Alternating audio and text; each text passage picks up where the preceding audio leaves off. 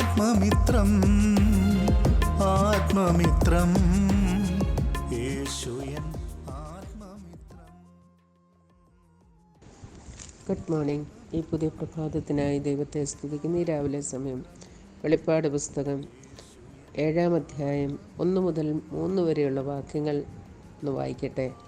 അതിൻ്റെ ശേഷം ഭൂമിമേലും കടലിന്മേലും യാതൊരു വൃക്ഷത്തിന്മേലും കാറ്റൂതാതിരിക്കേണ്ടതിന് 4 ദൂതന്മാർ ഭൂമിയിലെ 4 കാറ്റ് പിടിച്ചുകൊണ്ട് ഭൂമിയുടെ 4 കോണിലും നിൽക്കുന്നത് ഞാൻ കണ്ടു.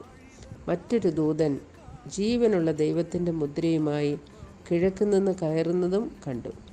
അവൻ ഭൂമിക്കും സമുദ്രത്തിനും കേടുവരുത്തുവാൻ അധികാരം ലഭിച്ച 4 ദൂതന്മാരോട്, നമ്മുടെ ദൈവത്തിൻ്റെ ദാസന്മാരുടെ നെറ്റിയിൽ ഞങ്ങൾ മുദ്രയിട്ട് കഴിയുവോളം ഭൂമിക്കും സമുദ്രത്തിനും വൃക്ഷങ്ങൾക്കും കേടുവരുത്തരുതേ എന്ന് ഉറക്കെ വിളിച്ചു പറഞ്ഞു. 4 ദൂതന്മാർ ഭൂമിയിലേക്ക് വീശുവാൻ തുടങ്ങുന്ന കാറ്റിനെ പിടിച്ചുകൊണ്ട് നിൽക്കുന്ന കാഴ്ചയാണ് ആദ്യം നാം കാണുന്നത്. ആ കാറ്റ് ഊതരുത്. കർത്താവ് അതിന് അനുവാദം കൊടുത്തില്ല. കർത്താവ് പറയുവോളം ആർക്കും ഒന്നും ഒരു കാറ്റടിപ്പിക്കുവാനും കഴിയുകയില്ല.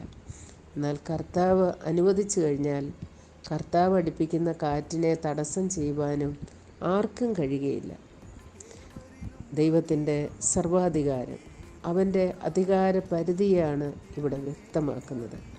നമ്മുടെ ജീവിതത്തിൽ കാറ്റുകൾ, കൊടുങ്കാറ്റുകൾ അടിക്കുന്നത് എന്തുകൊണ്ടെന്ന് പലപ്പോഴും നാം ചിന്തിച്ചിട്ടില്ലേ? കർത്താവ് അതിന് അനുവാദം കൊടുത്തു. അതിന് പല കാരണങ്ങൾ കാണാം. ചിലപ്പോഴത് നമ്മെ ആ യോനെ പോലെ ദൈവിക പാതയിലേക്ക് മടക്കി വരുത്തുവാനുള്ള കാറ്റുകളായിരിക്കാം. ചിലത് കർത്താവ് കയറിയ പടകിലടച്ച കൊടുങ്കാറ്റിൻ്റെ സദൃശ്യമായിരിക്കാം. അത് സാത്താൻ അതിന് ദൈവത്തിൻ്റെ പ്രവൃത്തികളെ തടുക്കുവാൻ ആവോളം ശ്രമിച്ചുവെങ്കിലും കർത്താവ് അതിന് അനുവാദം കൊടുത്ത് താനാണ് സർവാധികാരി, തനിക്ക് കാറ്റിൻ്റെയും കടലിൻ്റെയും മേൽ അധികാരമുണ്ട് എന്ന് വെളിപ്പെടുത്തുവാൻ തക്കവണ്ണം ഇടയായ ഒരു സംഭവമായിരുന്നല്ലോ.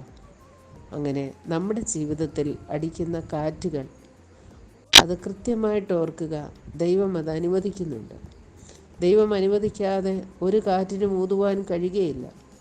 ശക്തന്മാരായ ദൂതന്മാർ അതിനെ നിയന്ത്രിക്കുക തന്നെ ചെയ്യും. കർത്താവ് കൽപ്പിച്ചിട്ടല്ലാതെ ആർ പറഞ്ഞിട്ടാകുന്നു വല്ലതും സംഭവിക്കുന്നത്. അതിൽ നമുക്ക് ആശ്വസിക്കുകയും ധൈര്യപ്പെടുകയും ചെയ്യാം. പിന്നീട് അടുത്തതായി നാം കാണുന്നത് ദൈവത്തിൻ്റെ മുദ്രയുമായി വരുന്ന ഒരു ദൂതനെയാണ്. ജീവനുള്ള ദൈവത്തിൻ്റെ മുദ്രയിടുവാൻ ദൈവം തൻ്റെ ദൂതനെ സർവ്വഭൂതലത്തിലേക്കും അയക്കുന്നു. അതായത് തനിക്കുള്ളവരെ അറിയുന്ന കർത്താവ് അവരെ മുദ്രയിട്ട് സൂക്ഷിക്കുന്നു. അവർക്കൊരു കേടും വരുത്തുവാൻ അവൻ ആരെയും അനുവദിക്കുകയില്ല. നാം ഉൽപ്പത്തി പുസ്തകത്തിൽ കയ്യിന് പോലും ഒരടയാളമിട്ടതായി കാണുന്നുണ്ട്. ദൈവം തൻ്റെ ജനത്തെ മുദ്രയിട്ട് സംരക്ഷിക്കുന്നു. പുതിയ നിയമവിശ്വാസികളായ നമുക്ക് ധൈര്യത്തോടെ ഇരിക്കാം. വീണ്ടെടുപ്പ് നാളിനായി പരിശുദ്ധാത്മാവിനാൽ നമ്മെ മുദ്രയിട്ടിരിക്കുകയാണ്. അതുകൊണ്ട് ഈ ലോകത്തിന്മേൽ വരുന്ന ന്യായവിധികൾക്ക്, പ്രതിസന്ധികൾക്ക് നമ്മെ മൂടിക്കളയുവാൻ കഴിയില്ല. തിമോഥെയോസിൻ്റെ ലേഖനത്തിൽ കർത്താവ് പറഞ്ഞ, കർത്താവ് തനിക്കുള്ളവരെ അറിയുന്നു, അവനവരെ സൂക്ഷിക്കുന്നു. മുദ്ര എപ്പോഴും ഉടമസ്ഥാവകാശത്തെയല്ലേ കാണിക്കുന്നത്? നാം കർത്താവിൻ്റെ വകയാണ്. ആ കർത്താവിനുള്ളവരെ തൊടുവാൻ മറ്റാർക്കും അനുവാദമില്ല. ഹെസ്കേലിലും നാം അത് കാണുന്നുണ്ട്. കർത്താവ് ചിലരെ മുദ്രയിടുന്നു, കർത്താവ് സംരക്ഷിക്കുന്നു, കർത്താവ് നിയന്ത്രണം ഏറ്റെടുക്കുന്നു. വീണ്ടും ദൈവത്തിൻ്റെ അരുളപ്പാടാണ് ആ മുദ്രയിട്ട് കഴിയുവോളം. അതിനിച്ചിരി സമയം വേണം. സകലരെയും, കർത്താവിനാൽ വീണ്ടെടുക്കപ്പെട്ട സകലരും, ആരും അതിൽ നിന്ന് ഒഴിവുള്ളവരല്ല. സമ്പന്നരും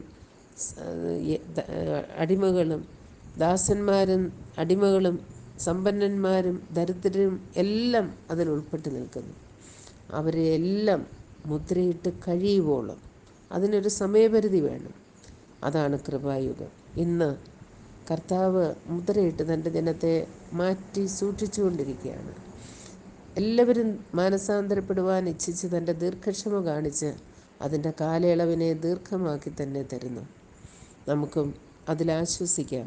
അവൻ്റെ മുദ്രയേറ്റവരായി, അവൻ്റെ സംരക്ഷണ വലയത്തിലുള്ളവരായി, അവനാൽ സംരക്ഷിക്കപ്പെട്ടവരായി നമുക്ക് ഈ ക്രിസ്തീയ ജീവിതം മുൻപോട്ട് നയിക്കാം. അതിനായി ദൈവത്തിൻ്റെ പരിശുദ്ധാത്മാവ് നമ്മെ സഹായിക്കട്ടെ. God bless you.